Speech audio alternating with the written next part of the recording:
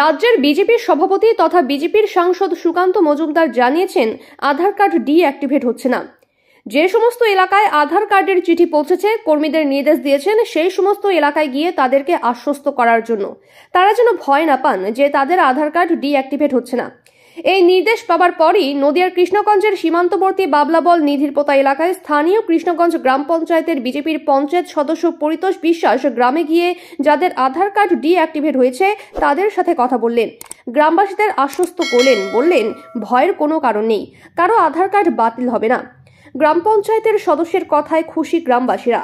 আমার সঙ্গে সাক্ষাতে আমার বাড়িতে গিয়েছিল, আমি এদের নিয়ে বসেছিলাম, বসার পরে এদের বার্তা একটাই দিয়েছি যে আপনারা ভয় পাবেন না, কারণ আমরা এদেশের নাগরিক এখনও হতে পারিনি। আমাদের নাগরিকত্ব করার জন্য আমাদের বর্তমান যে কেন্দ্রীয় সরকার রয়েছে, মোদী সরকার, যে আপ্রাণ চেষ্টা করছে এবং তার সাথে সিএ চালু করবে খুব তাড়াতাড়ি।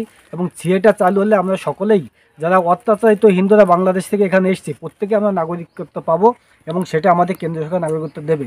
হয়তো সাময়িক ক্ষতি হচ্ছে, কেউ ব্যাংকে লেনদেন করতে পারছে না, দেশের সাময়িক সমস্যা হচ্ছে।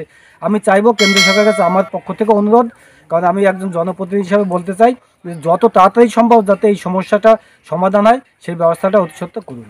বলছি, সামনে লোকসভা নির্বাচন আসছে, এই জন্যই কি আপনি গ্রামে এসে সাধারণ মানুষকে বোঝাচ্ছেন?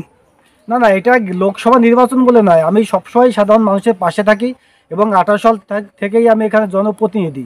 মানুষ আমাকে ভালো চায়, তাই আমি এখানে জনপ্রতিনিধি এবং আমি মানুষের পাশে থাকি, মানুষের সুখ দুঃখে আমি পাশে থাকি এবং থাকবো আগামী দিনে।